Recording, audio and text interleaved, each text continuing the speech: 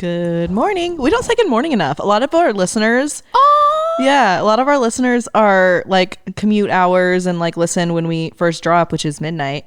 Good morning. Good morning. Good morning, wiki, guys. Wiki. Eggs and bacon. Also, we released the podcast or the visual at midnight last week, and a lot of people liked it. Let's do it again. Okay. Why not? Do you guys like it?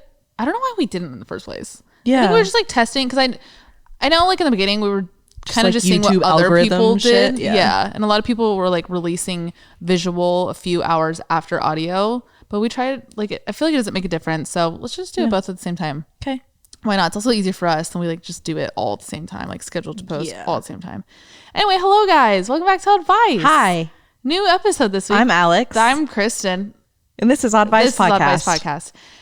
Anyway, last week's episode, a lot of you guys liked it. Some people had like a little bit of opinion on it, but surprisingly, there wasn't much of an uproar. I thought a lot of I thought people were gonna be like, I don't think that about men, or you know what I mean? Like there wasn't a lot of debate, and I thought there would be because it's definitely a very debatable, opinion based. Every answer we gave. Yeah. If you didn't listen to last week's episode, you totally should. We took questions from men in our audience, stuff about like, does size matter, or how do I hit on a girl? And we answered with our perspective, with our opinions, and a lot of people kind of liked it. A lot of people, a lot of men that like our friends hit me and said, hey, I listened to that, blah, blah, blah. Hell yeah. I was like, okay, thanks. Anyone I know? Yes. Word. Well, I'll tell you in a sec. Okay. But yeah. Anyway, go listen to it if you haven't already. What else is an update? We're in clothes and shoes. Yes. Don't say it. I broke my foot last week and it hurts to take my shoe on and off. So I will not be doing that. We should wear shoes on the bed now. We notice we only wear shoes on the bed when we have something to do after the podcast, and we have something to do after this. That's why we're dressed up and we have makeup on. Whereas usually you dressed guys up. We're in jeans and oversized t-shirt. And okay, do I not? If you're on visual, you can see. Obviously, it's a visual. Don't I look like the guy emoji that wears the red shirt and the blue jeans? Yeah, I look exactly like him right now. And ketchup and mustard. Oh, thank you. Anyway, we'll get into what we're wearing in a sec. But update: I got home from New York last night, but I guess by the time you're listening to this, it was a week ago. I spent a week in New York alone, and I just wanted to come in on this podcast and share my experience a little bit. I took a solo trip, and I just think everybody needs to take a solo trip. Not necessarily to New York, but just somewhere out of your comfort zone. Switch up your day to day. Yes, just switch up the energy around you, switch up the things you look at, the smells you smell, just the people you walk past, the things you eat. Switching up just tiny little things like that in your life, I really do feel this sense of like a new page. On a negative note, I came home feeling like, fuck, why am I in LA? So, but in a way, there's beauty in that too, because maybe it's pushing me into my next chapter of life.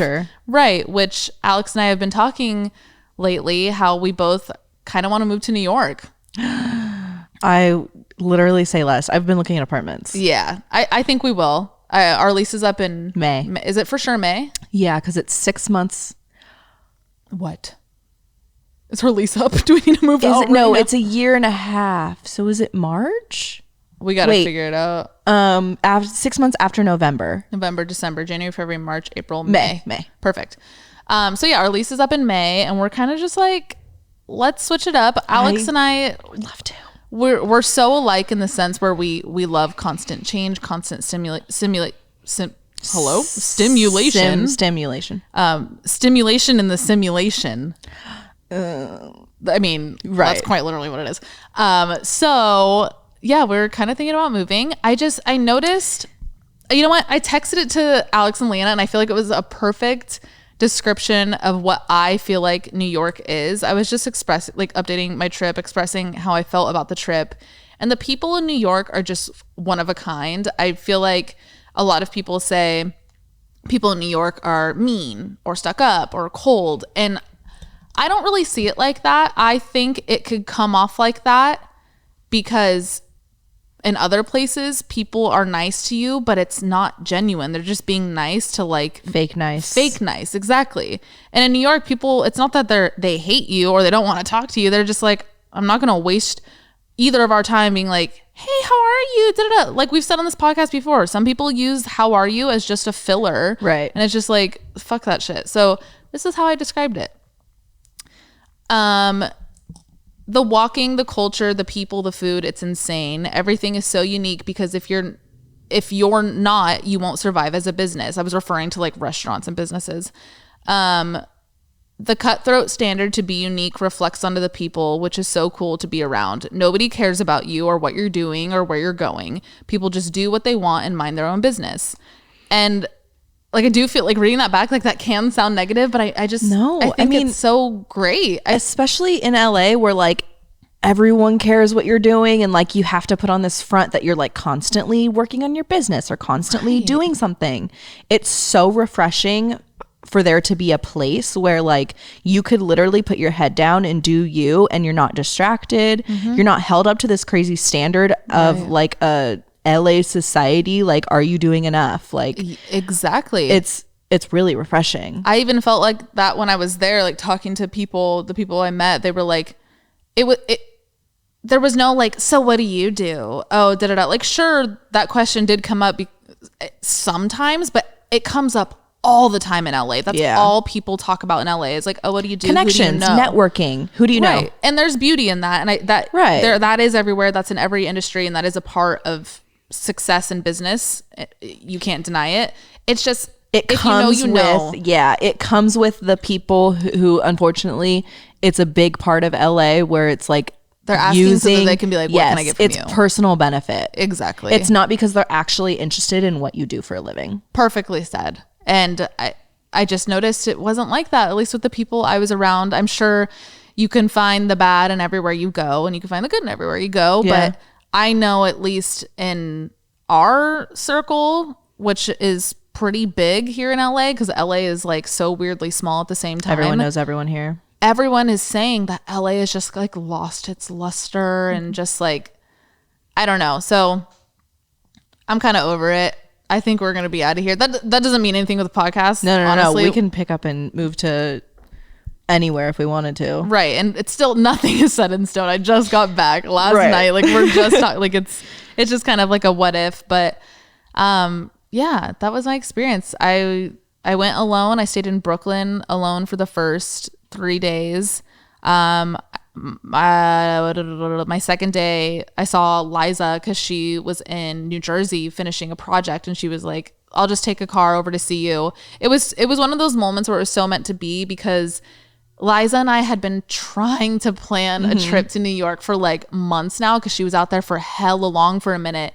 Then she came home. I saw her when she came home for her My Little Pony premiere, and then she was like, I have so much like, she's just so fucking busy. It's so hard to see her. Yeah. And she was just like, you know what? It's meant to be that I'm an hour away right now and you're in New York. Like, fuck it. And she drove out to me, and we got an dinner. hour, that's like a drive to the west side in LA. Exactly. That's another thing. I love how everything's walkable there. It's so, like, and you're so stimulated while you walk that you don't realize you're even walking that far. Like one day I walked 7.7 miles. Just did it like naturally, and it wasn't like a workout. I found myself wandering, and then I looked down at my health app and I was like, 7.7 miles. Like, it's crazy. I rode a bike across the Manhattan Bridge, which was so cool. And what? Oh, what you say like it. The thing? Yeah. Me like nervously scratching this pillow right now. I met a cute boy. So that's fun. A very cute boy. A very cute boy. Very cool boy. Someone who was so easy to talk to, which was really nice. Like kind of back to the LA comparison. Sometimes when you meet men here, most of the time when you meet men here. A lot of the time when you meet men here. It's just kind of like, what's up? Like, what do you do? So what do you do? Right. And there, like, we immediately talked about childhood trauma, and I'm like, that's my fucking shit. So like, I don't know. Really cool guy. That's really no update there. Maybe later in life, but not right now. What else? I went to a boxing match. I went to a Triller match. I went to a concert. It it was a trip where I had nothing planned, and then I walked away with the trip with so many cool experiences. That's and so sick. That was, yeah, it was so like The you couldn't have planned unexpected, it. yeah. I could not have planned a trip like that. I just went with the flow, and I just so happened to know some people that were in New York at the same time, and it was a perfect mix of like independence and new people. Yeah. Cause like, but then like you saw one of our really good friends that you had that element of comfort where it really like let you kind of just like thrive. Right. And new energy too. Yeah. Like sure we know her, but we don't really spend like that much time with her. She's not necessarily one of my closest friends. So there was also an element of new energy there where I was able to catch up with her because I hadn't seen her in a minute. And you know, she asked about you, she asked about Leanna, like we caught up on that, and it was just so amazing. So I hope this inspires you guys to take a trip somewhere. Like I said, it doesn't need to be somewhere crazy extravagant. Just break up your energy even for a day or a weekend or an hour or anything. I need to watch this back when I'm feeling unmotivated too, because it's something I tend to forget until I'm desperate for it, until I'm like, I need to get out of here. And that's kind of what this trip was. But yeah, good shit. What else? Oh, new season of You is out. Yeah, we watched, what are we on, episode 5? 4 or 5? Yeah. 5 now. So I'm not gonna say spoiler alert yet because, or no, actually spoiler alert. Spoiler alert, please fast forward. And also don't give us any spoilers because we're not done. So please don't like comment anything on this, nothing like that. I can't lie. Somebody responded to my story and said a spoiler. Oh, and you know it? Why would they do that? I know.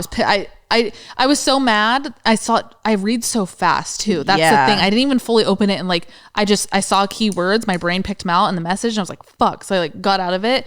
I wanted to respond and be like, why did you do that? But then if I did that, no. Is it a big one? I don't know, because I don't know at what point the spoil is, but they just let me know it's part of the series, and we don't know it yet as far as episode 5. You know what I mean? So we might find it out this episode. I don't know. Or we might find it out last episode. I don't. Got you. It's just, I don't want to tell you. Is it a crazy thing though? See, this is what I hate. It's not that crazy. When I'm watching a show with someone and they know something that I don't, I want to know so bad. It's not that crazy. Okay. It's not crazy enough to where I gasped. I gasped more at the fact that they told you fucked my shit than what it was itself. So don't even, I think it's something we'll see coming anyway. You know what I used to do? Yeah, it's disgusting. Let them know. I get so like hyper fixated on ending of shows that like I'll Google the ending. I used to read the last pages of books. You're weird.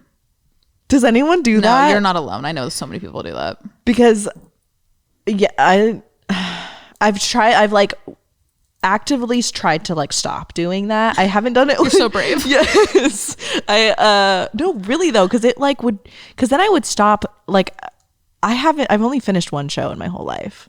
That's fucking crazy. Yeah. What? Yeah. Okay. Weeds. And I looked That's an interesting one. Right now. And it's one of the ones where I looked at Friends. Right. But that's different. How? You finished a show. Well, because I started yourself. I was watching as it was coming out. Oh. And like I'm caught up with a lot of shows, but like if someone tells me, "Oh, go watch what is it called? Breaking Bad." I'll watch like the first couple seasons and then just like stop watching it. I'll look up the end and then stop watching. That's a hefty one. Hefty ones like that, I kind of but I have a list of probably like I got really high one night and I wrote down a list of all the shows. Oh my god! Wait, hold on, let me see if I still have it. It's a list of all the shows that you've started just not finished. There are 1, 2, 3, 4, 5, 6, 7, 8, 9 shows that I have started. Can you read them off? New Girl, Jane the Virgin, so good. Dexter, Grey's Anatomy, Shameless, Breaking Bad, Suits, Weeds, In the Dark. You haven't finished In the Dark? Season 3 just came out. I thought you finished it. It's checked.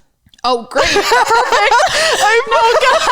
She dead ass has one of those bullet point lists that you have in your notes thing. I don't know if you're not gonna be able to see it at all. Actually click Weeds, because what I was gonna say is Weeds is one of the ones where I stopped, looked up the ending, but then I went back and I looked up the ending like 3 episodes away from the finale. Why?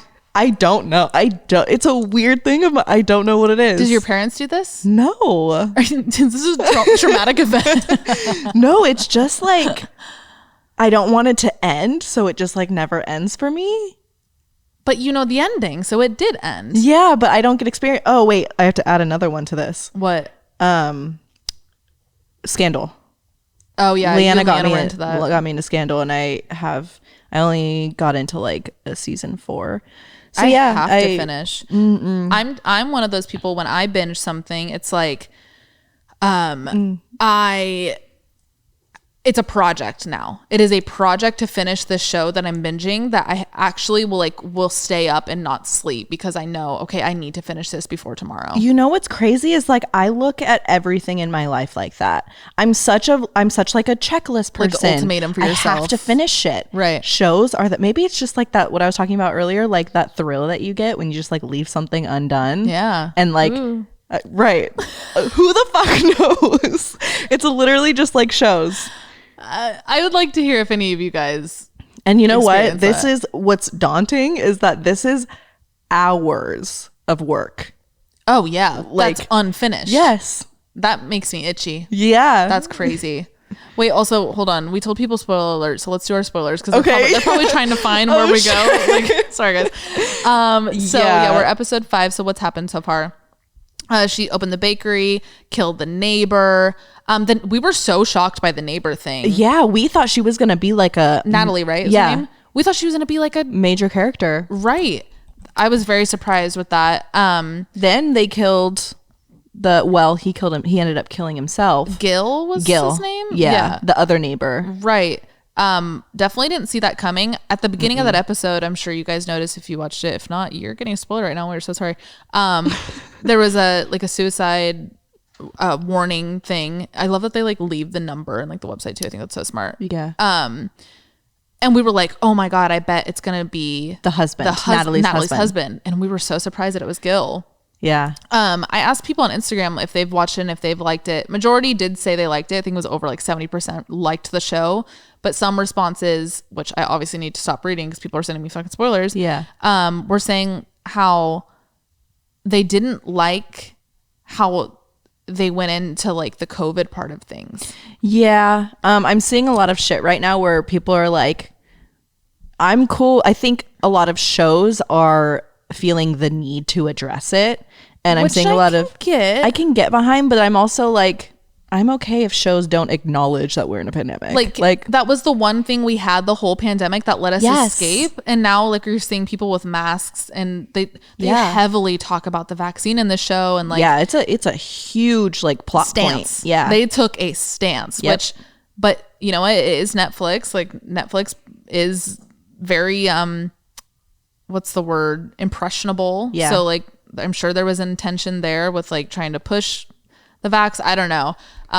It was very bold though, but you can also argue like, as much as we want to escape it, like it is the reality. So like maybe shows are to be relevant. It's like, sure, but like they don't need to. No, I'm not. Yeah. I'm just when trying to like see their point of view. Right. When companies, brands, when people make big moves like this, I always just like Alex and I sit there and we try to dissect on like a PR level. We're like, why did they do that? Meeting like, room wise. Exactly. We try to like put ourselves in those shoes. But I do like the show so far. I didn't like how Love and Joe kind of hated each other for a minute. Like, yeah, I really want them to come back together and like I guess be a team. It only makes sense because of the last scene of season 2 where he tries to kill her. Right, like there's gonna be some steam there for a minute, some tension, and they like addressed it within. You know what I think? Sorry, little sidebar. You know what I think changes a lot of like people's perspective of shows is if they binge it. We're getting all of this information within 4 episodes where it's like, if you like the way that we used to watch shows was once a week. Right. And there's still that timeline in between. So it's like, there's longer periods of time that are passing in shows, but we're consuming it in 4 hours that it's like, it feels like they're not, like diving into this one little thing as much. Does that make sense? No, that absolutely makes sense. I just wonder if we'll ever get back to that. Like binge culture is a thing now. Like with streaming services, like if you don't release everything at once, people lose interest because our attention spans are of ants. I wonder if that's changed how shows have developed storylines timeline wise.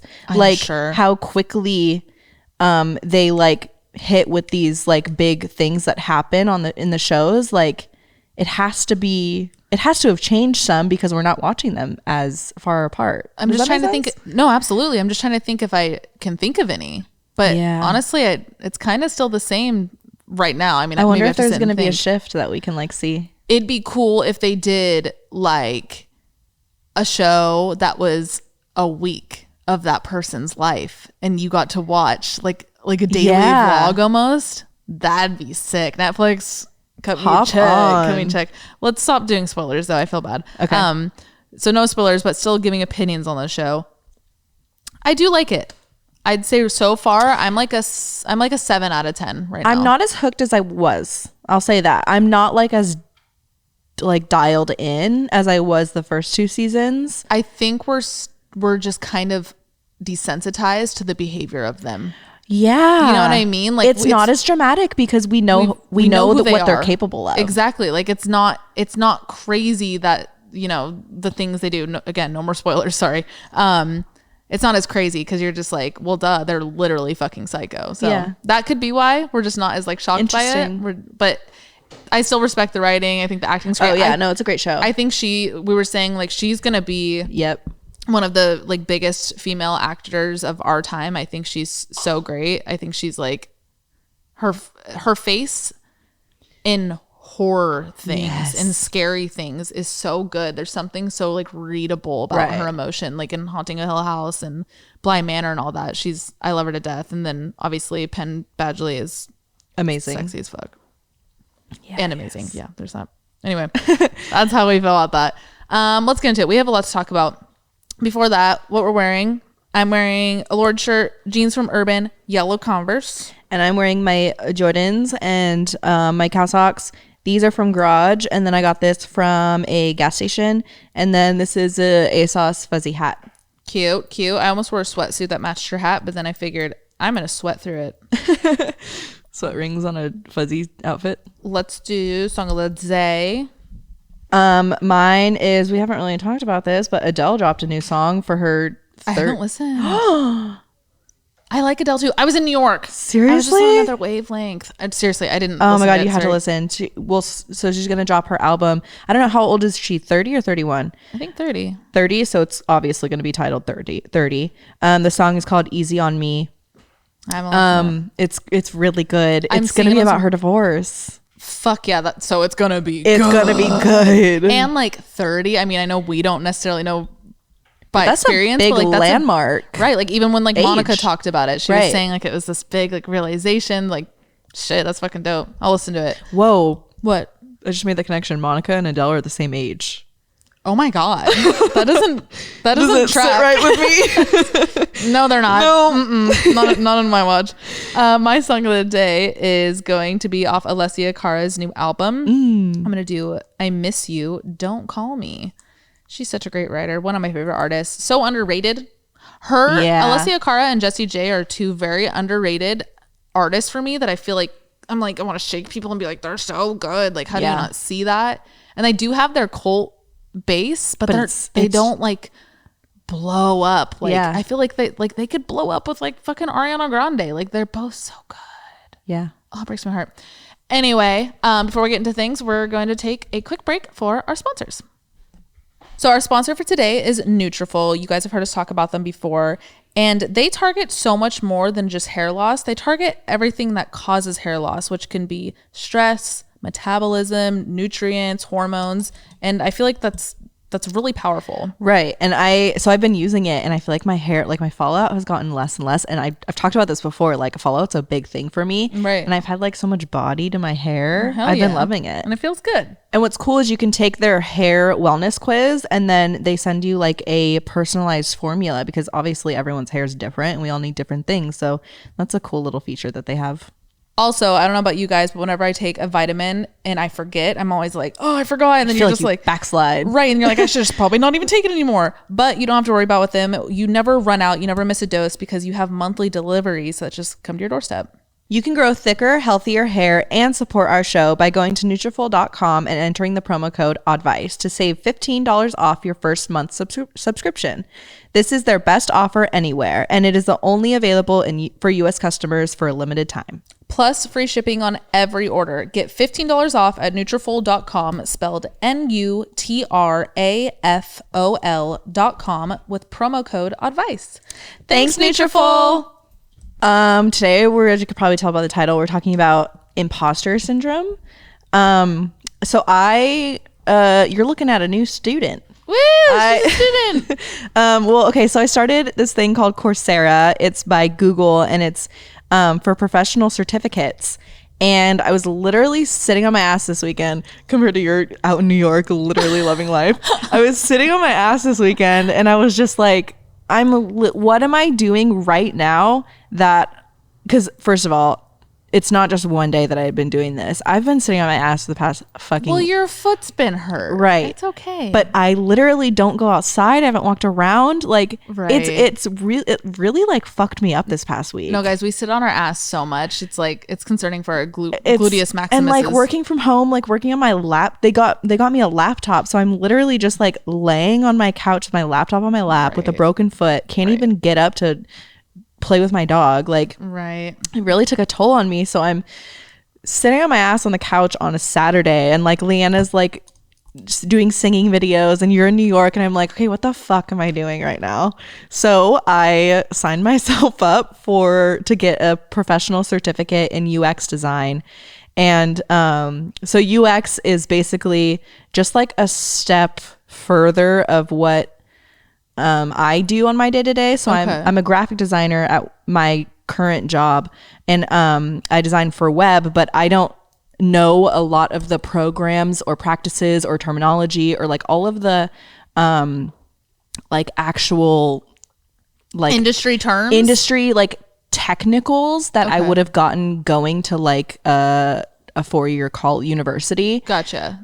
For those of you who don't know, I went to FITM, and I went to FITM. I got my AA in visual communications, which is a lot of people get their AA in visual communications for things like set design, windows, visual merchandising. Mm-hmm. And then I went back and got my bachelor degree in design, which is like a super broad program at FITM. Right. So I really had to focus my projects on graphics.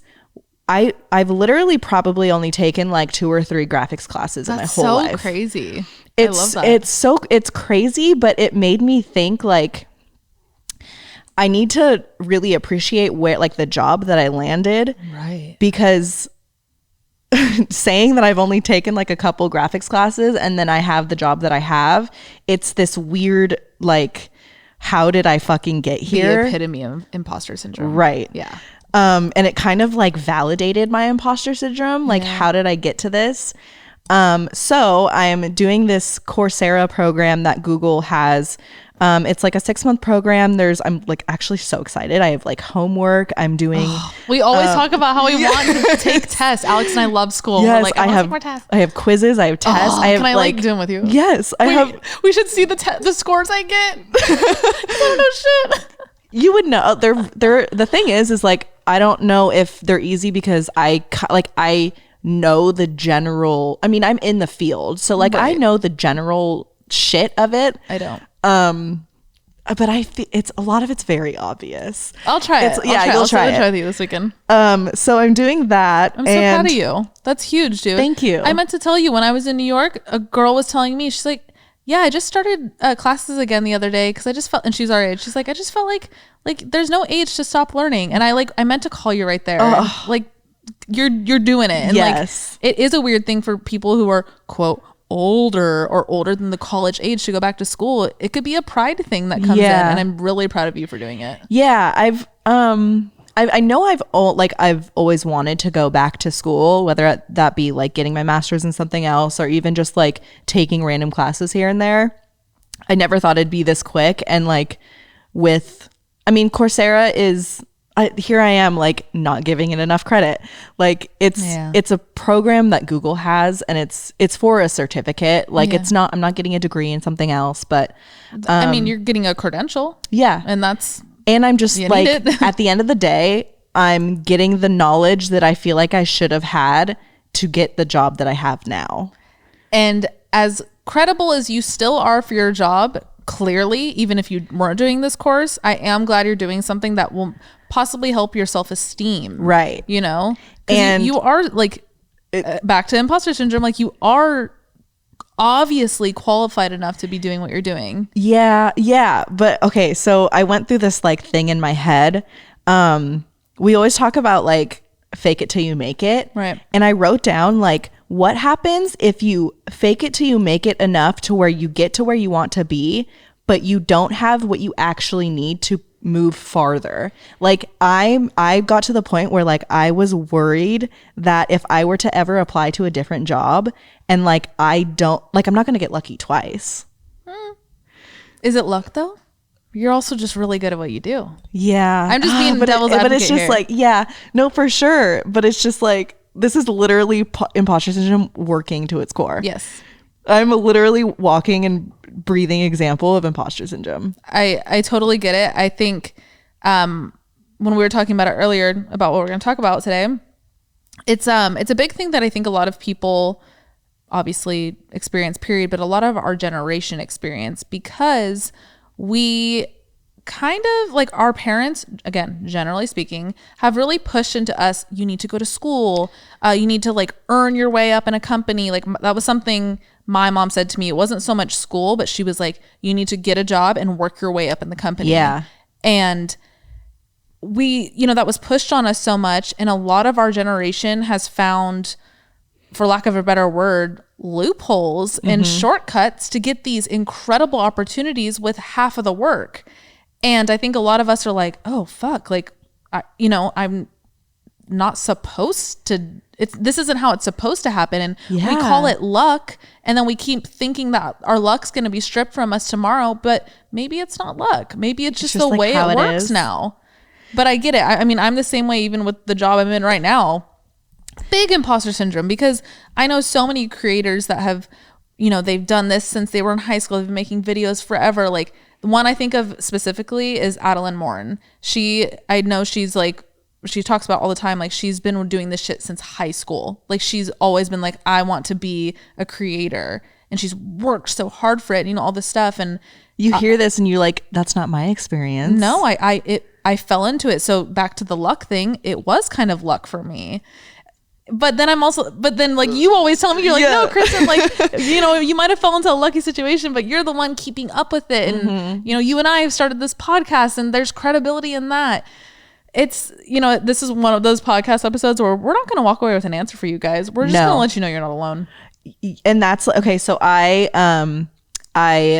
so when I started Coursera, I was watching a few of their like intro videos to the program. Okay. And they interviewed like a really high up director of Google, or like of UX at Google. And he had said, I was literally like kind of like half-assed doing something else, and I had the video up in the background, and he said something, and I've been in the industry for 20 odd years and I still get imposter syndrome. And to hear that literally a director at Google feels like he doesn't deserve to be there. So I had heard the term before, or the coined phrase or whatever, and I never really like registered it, but then I heard it and I was like, hold on, I think I have that. Right. So I started doing research and like Googling it, and I was like, holy shit. Like I've even said on the podcast before, like sometimes I feel like I don't deserve like the job I have now. Me too. And like I'm just like not good at it, and like people aren't going to be happy with my work, and like I'm just not as good as a designer as like I've said before, or like I thought I once was. But then to hear that this man who has been in the industry for so long and has had everything probably work out like well for him, clearly. Obviously he's high up at Google, like one of the best UX companies there is, and he still has imposter syndrome. Yeah. Like, what the fuck? Right. So I listened to this podcast. It's it's NPR's Life Kit, and it's by Diana Opong, and then she talks to this Dr. Suzanne Imes, and Suzanne Imes is actually the one who coined the phrase imposter syndrome or the imposter theory. How do you coin that? Like, does she get paid? Is she getting paid when we say it? Imposter syndrome, imposter syndrome. Like, I don't know. No, so she was in grad school, I think. This was back in the 70s. She was in grad school, I think, and she was kind of like talking about how she like didn't feel like she deserved to be on like her journey. And she was working with a colleague, and they came up with this theory. Wow. And they were just like talking about it, and then just realized that like other people, other people have it. So if you get a chance, go listen to that podcast. I wrote down a whole bunch of things from it that we're going to talk about today. Basically, they go over 5 ways to like shake your feeling of imposter syndrome. Okay. First, they talk about how there's 2 types of people: those who tend to overestimate their abilities and those who tend to underestimate their abilities. What do you think you are? I underestimate my abilities 1,000%. I kind of think I might overestimate my abilities. Really? I only say that because I don't know if this tracks with it, but I notice I spread myself thin. Oh, okay. So then I spread myself thin, and then when I'm too thin and I'm caught up, I'm like, oh my God, I'm not capable of this because I'm not capable, not because I spread myself thin. But then I zoom out and I'm like, no, you're capable. You have too much on your plate. You're capable of the things, but you don't have enough time. Oh. Does that make sense? Yeah. But then I don't think of it like that. Those are my therapist words right there. I don't genuinely feel that. That's just what I'm told I should probably feel. My thing is like, no. If I'm capable, then I should just be capable, period. And then, yeah, maybe it's time management too. Well, no. Okay. So they say that, they mention in the episode that there's 2 kind of signs that you are feeling imposter syndrome. And one of them is that, like, say you're given a task and you either procrastinate that task, so you like put it off until you like don't have anything else to do and you just like have to do it, or you over prepare yourself for that task. So you start early, you like way over prepare and like build it up to be this grand thing, even though it might just be a meeting with your boss. Damn. And that probably gives people so much anxiety. Yeah. Both of them are anxiety filled. Well, it's all anxiety. Basically, all these points that they talk about to like shake the feeling is all just like shake the feeling of the anxiety. So before we move on to the number 2 or whatever, I wanted to say earlier, now that we're calling it anxiety, I kind of feel like imposter syndrome, we talk about it as a business thing. I think it's something we need to tackle in all of our therapy sessions with our therapists. For sure, because it comes out in social life. Exactly. Like, it's so much more than this business focused thing. At least in my personal realm, I feel like I only ever hear people talk about it when they're talking about their job. Right. I mean, literally, that's how we started this talk just now. Yeah. Which is still so valid because obviously your job is part of your life.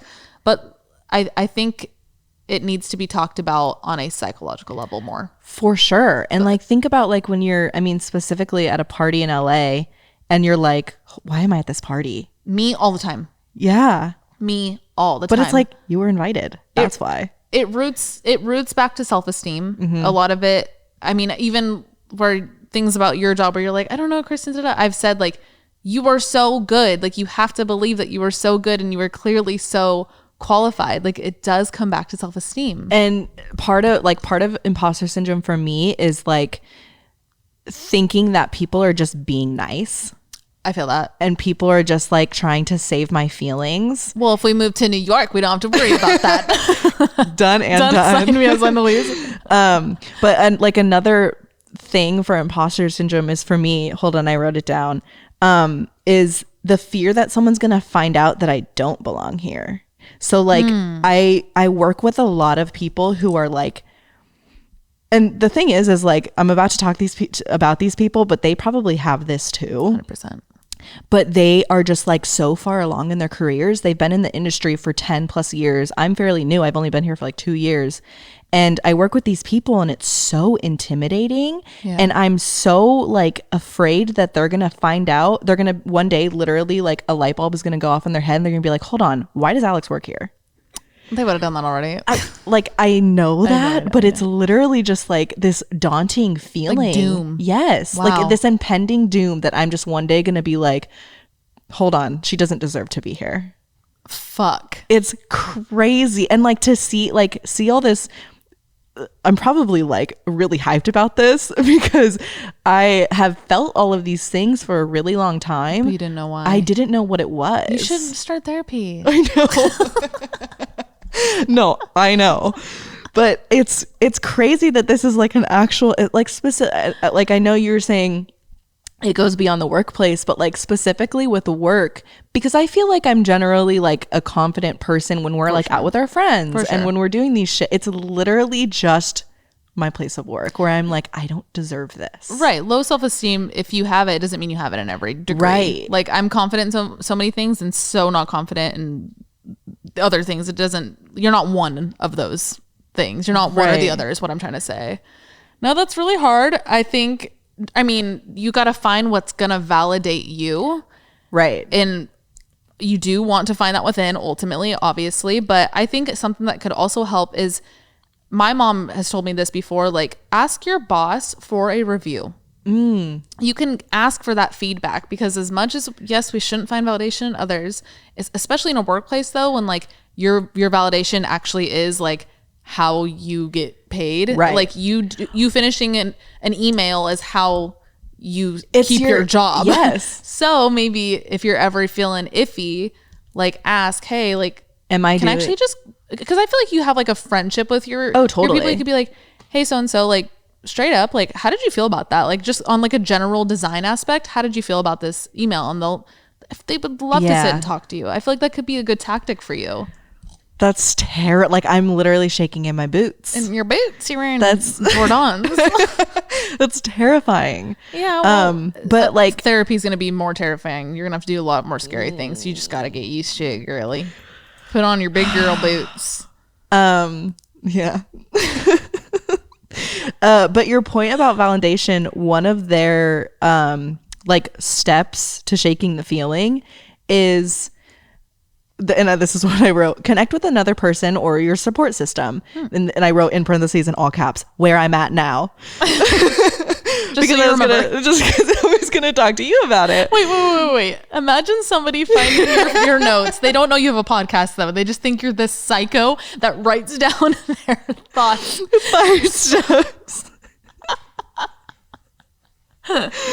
Oh my God.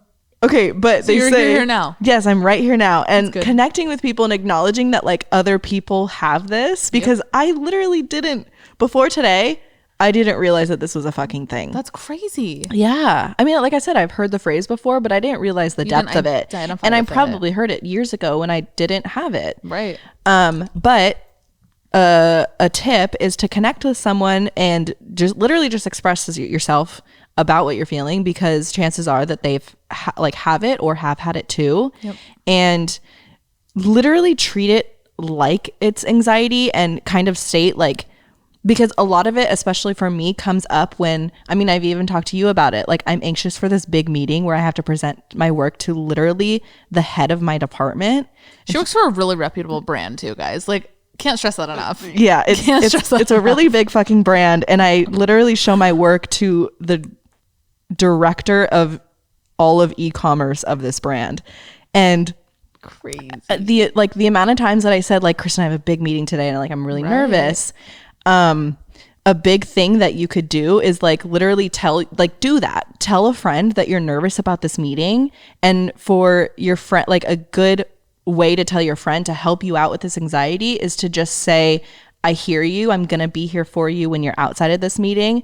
The doctor who really like developed this theory said that one of the worst things to hear when you're feeling anxious about imposter syndrome is that everything's going to be okay. I mean, anxiety in general. Right. I'm like that doesn't help. All better. Cured. I feel literally great. No. So yeah, this. So I need to start doing that. No, but like, yeah. Whenever you've done that, I feel like I've always hyped you up. Yeah. No. I've always been like, that's fucking dope, dude. Like that's so cool. I feel like whenever I've been anxious about opportunity, I like to be like, hold on, this is sick. Yeah. Like, yeah, you're anxious, but look what you're doing. And even if he's gonna come back and be like, your work is fucking ass, like you still got to show your work to this person. That's on your resume. I showed my work to freaking so and so of the really big company. Like, sick. That's still a win. So maybe trying to find validation in personal small wins rather than big wins that are written on a resume or seen by other people. Like, look at them as small, tangible achievements within yourself, and then there's way less pressure. Right. And a big thing is to start giving yourself more credit. Yes. Just like trusting in yourself. Yes. And really dropping. This was a big like light bulb for me. Light bulb. Dropping the your need for like being a perfectionist, because I always say like, oh, I'm a perfectionist, it has to be to this standard, it has to be to this standard. No one's perfect. It's never going to be perfect. So dropping that standard and really giving yourself credit. One of the tactics that the doctor talks about is writing a list. 3 columns, things that I'm not good at, things that I'm like medium good at, like okay at, and then things that I'm really good at. And you kind of just like give yourself like to be able to say like, okay, I'm not good at this. And it could be something as simple as like drawing, soccer. Yeah, it's just like anything. Yeah. Where you can be honest with yourself. Right. That you're clearly not good. Exactly. Because if you could be honest to yourself about what you're not good at, you could trust yourself when you say you're good at something. Yes. Yeah, and it's building that trust with yourself. Right. And that's so big. If I made that list though, those 3 columns, the middle column would be really long because I feel like I know enough about a lot of things. Jack of all trades. But I'm not an expert at one thing, which like... Okay, but you're like, there are a lot of things you're really good at. You could say you're cooking. But even that, I'm like, cooking for me, you guys, is big imposter syndrome. I just had to say big imposter syndrome for me. Like in New York, I was talking about cooking with somebody and they were like, so you're like a chef? And I'm like, no, I'm not a chef. Like, I just like to cook. Because to me, I'm like, a chef, you have to go to culinary school. I don't actually know. I don't know the technicalities of it. So like maybe I'm like actually. But that's like specific. That's almost one like you can't say you're a doctor if you don't like get your doctorate. But I mean, you like you're psycho. Isn't there a podcast about a guy, Dr. Psycho? Yeah, he literally was like, "Yes, I'm a doctor." Listen to that, you guys. He's like, I can do surgery because but no, like it's a big one for me though. And I literally after that I was like, maybe like a self-proclaimed chef, and they were like, cooking's hard. Like that. I'm like, but it's not hard. It's literally like, hyping you up because they probably couldn't do it. Yeah. I don't know. That's a really, really big one for me. Also, where you said being a perfectionist. I just wanted to say my side because I often feel alone in this. I hear so many people around me. And by so many people, I mean you and Leanna, because these are the only people I really talk to. You guys are perfectionists. You both say that about yourselves. I don't think I am. I often find myself, I'll take it back to schoolwork. I'll finish something, but I always feel like my work is mediocre. And I feel like I just like pass. Like I feel like I'm never fully impressed with my work. Ever. Maybe that's just like your sign that feeds into imposter syndrome. Yeah. Because like even if it is impressive, I don't see it that way because I'm not credible enough. Yeah. Do you feel the need for like, do you feel like your work needs to be better? Yes. I feel like that's a form of perfectionism. Not to be okay, you know, you're right. Like, okay, yeah, I said a lot. Maybe I am a perfectionist. I quite literally just like because I was gonna say I don't think you're not. I think you have high standards for yourself. But when you under deliver, you kind of like kick yourself. It eats me alive. Yeah. It literally eats me alive. I would say you're some form of a perfectionist. That's awful. It's like really debilitating. Donda. Congrats, Kanye. Did you hear he changed his name to Ye? When? I don't know. Is there papers? Like he did it? I don't know. I saw it in Discord. Thomas, I think, said it. I thought you said change his name to like Thomas. Yay. I was like, hold on. Holy fuck. No, yeah, weird. it's terrifying. Wait. Yay? Or perfectionism? Both. Kanye and perfectionism are fucking are the scary. same thing. I'd love to hear his take on this. I feel Should like we he's have him as a fun. guest? Could you imagine? He loves Oddvice. He listens to Oddvice so much. Yo. I guess maybe I am a perfectionist. I don't know. I think that's something we all need to try and talk to our therapist about, you guys. I'm just saying. Yeah. Another aspect that they really dive into in this podcast is the social standard that is applied to specific genders, races. Right. Just kind of like where society thinks you should be compared to, like, think about how as women we already know going into the workplace that we're not going to make as much as men. Nope. How do you think that's like had an effect on like us already feeling like we don't deserve to be there? Being okay with it. Yeah. It's I feel like it's become such common knowledge. Yes, but it's also we've just accepted it. Like, it's one thing to be aware of something and be motivated to change it. Yeah. But we're just kind of like, it is what it is. Yep. And it's like, it's already set us, like societal standard has already set us back 7 steps. Yep. So to feel like that we even like have to work even harder to get to where we are. Mm-hmm. And then we end up there and we're surrounded by a majority of men in most workplaces. Right. And for us to feel like, okay, we had to work twice as hard. We're already like frowned upon for taking time off because our kid's sick, and we're frowned upon for being the breadwinner in our house, and for taking time off when we get pregnant. Like, think about how that's feeding into this imposter syndrome that we're not even supposed to be there in the first place. That literally makes my head spin. Like, I genuinely feel like I can't even say anything to that right now. Because literally boils my blood. it right now. Yeah. Like, how is that going to change? I know it's definitely gotten better. Like, we have to credit, Yes. like, there's so many people out there that are such a big part of this movement that I know are, these, women run companies and all that. Like, it's amazing. Yeah. It's definitely going to change.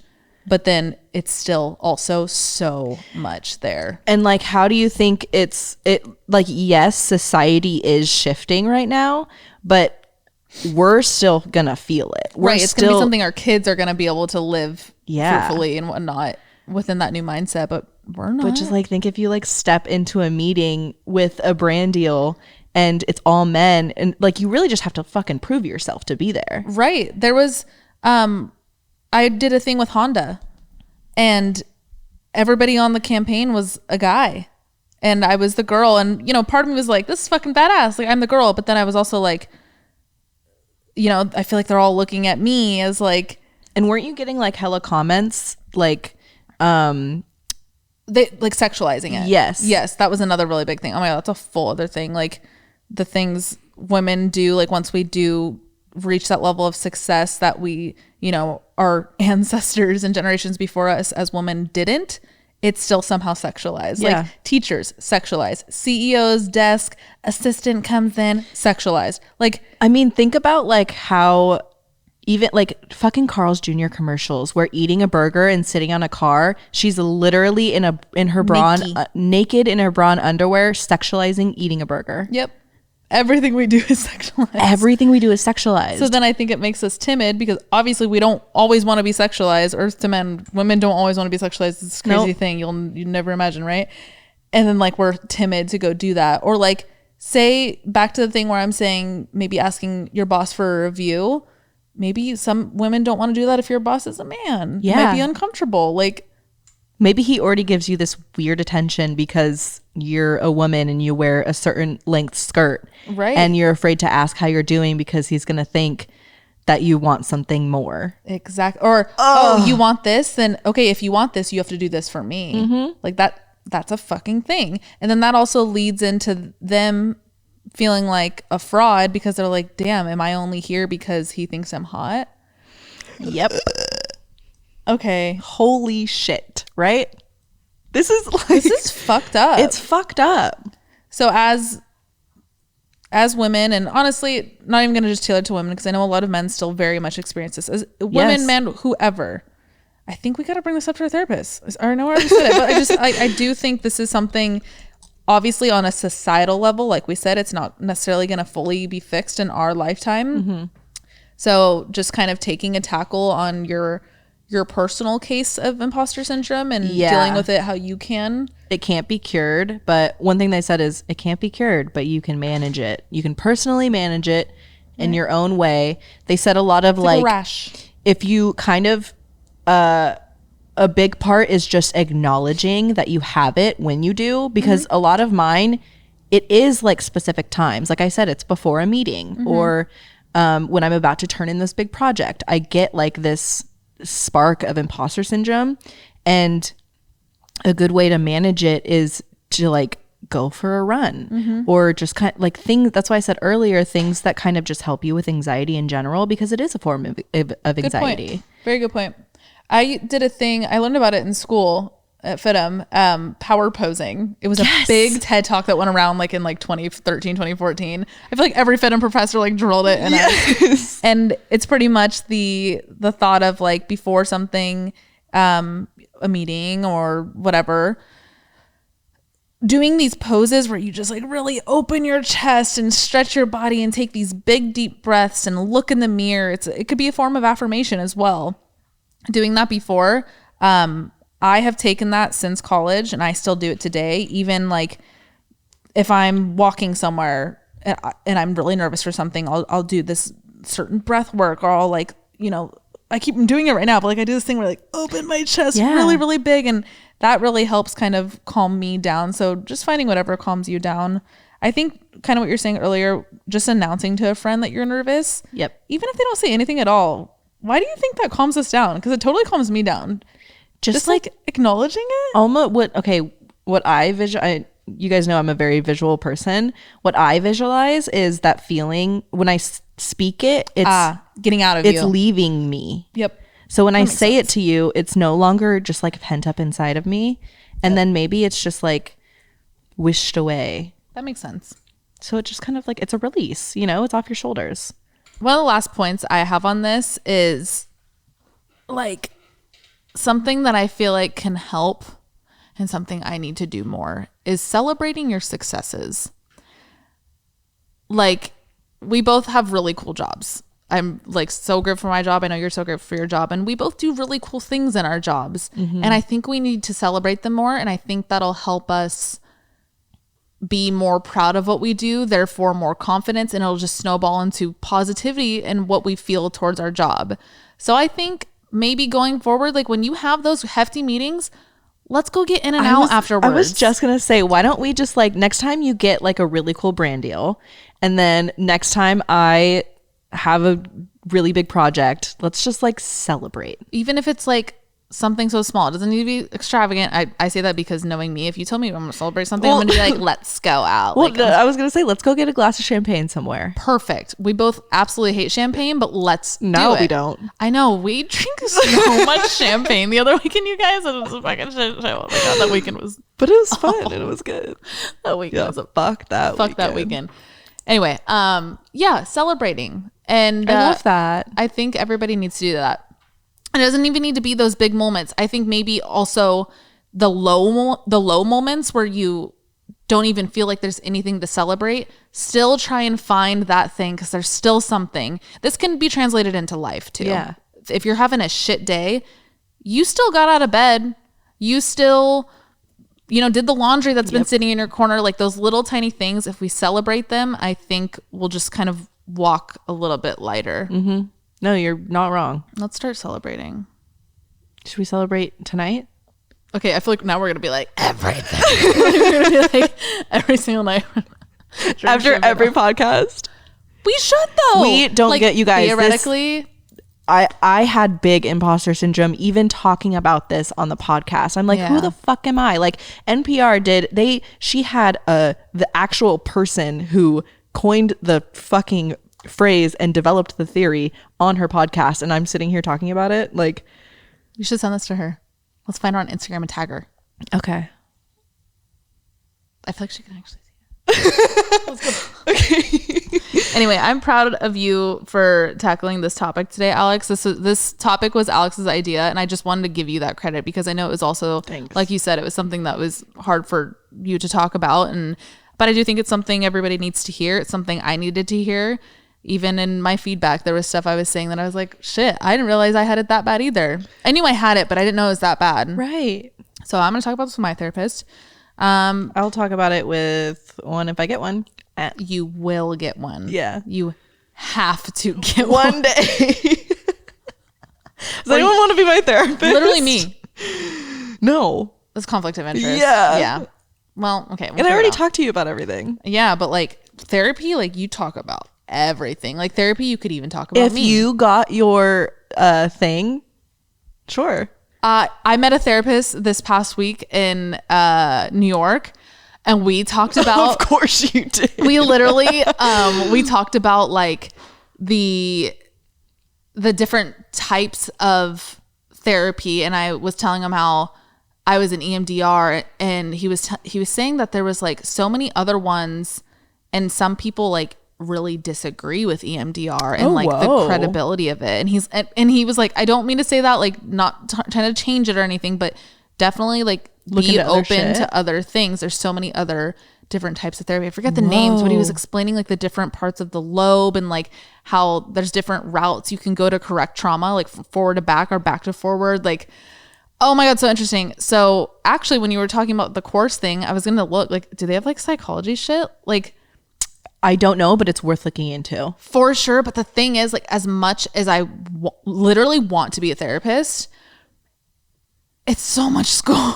It's literally like 10 years of schooling. It's so much. Yeah. And if I do it, like, but like, then I could be a therapist. And when you're 36, right? Like, that's not a solid therapist age. I'd give you more credit for being a therapist at that age. Right. Like, I feel like a younger therapist, you're like, what the fuck, you know? Have you gone through fucking puberty? Like, are you good? Literally, like, shit. Maybe I'll do it. I don't know. That is really the one thing I could see myself going back to school for. Something in the medical field. Yeah, I don't think I'd go back for anything within like the digital world necessarily. Not that there's not credible education out there, but I don't know. I feel like I kind of have this under control. Giving myself credit. There you go. Giving myself credit that maybe I have some credibility in this world. As you should and do. Not as much as others though, but that's okay. No. That's the comparison bug in you talking. We need to end there, you guys. Let me know if you guys want me to be a therapist. Because I will. Let me know. Or are there any therapists out there who just like want to really dive in on this thing? Yeah, if taking new clients, please take my friend Alex. Let me know. For fucking therapist. Or are there any therapists out there that think I shouldn't do it? Because I was also talking about the therapist that I met talking in New York, talking to him, and I was like, "Do you have a therapist?" He's like, "No," and I was like, "Don't you just like take on all that, blah blah blah?" And he was like, "Well, that's another form of empathy that I don't necessarily have." Like, and you're very empathetic. Like, I'm gonna go home and like cry for that person. So yeah, you know what? That schooling probably teaches you how to desensitize yourself so much from other people's trauma. Maybe, but I feel like when I give people advice, it comes from me feeling it. So if I desensitize myself, what if I lose that part of me? I just need to learn how to shut it on and off. But who knows once I'm there, what if I lost it completely? Yeah, that's a toughie. I'm not a therapist. Because that's another thing. If I psychoanalyze something and I know how to turn it off, then I'll never be able to turn it back on because I'm going to understand that it's not even a part of me. It's something that my brain does. And then I'm never going to get it back with heart. I'm only going to get it back with mind. Holy shit. Maybe don't. Okay, maybe I shouldn't. All right, guys. Thank you so much. Yeah, you're definitely not going to be my therapist. Thanks so much for listening, watching, wherever you are. If you're listening on Apple Podcasts, make sure you rate it 5 stars. If you're watching on YouTube, make sure you like and subscribe and comment some shit. If you are a patron, thank you so much. And if you're not a patron and you want to check it out, everything will be linked down below. Go check it out. We have an extra episode every single week for the patrons listening. For patrons for Friday's episode. Let's do, hey, do you have imposter syndrome? Let's fucking talk about it. Did we spark something when right, like, do you feel it? Anybody around you feel it? What do you do to get through it? Do you think I should be a therapist? Do you let's talk. Chat. I feel like we don't even need to give prompts for that. I know people are going to identify with this, but you're not alone, and that was the point of this podcast, and you fucking killed it. You totally took charge of this episode, and you fucking killed it. I just talked so fast. I mean, look at me. I'm literally I talk so fast. Like, I need to literally chill. Okay, love you guys so much. Happy Monday. Have a good rest of your week. And that's all today. Thank you. Goodbye. Bye.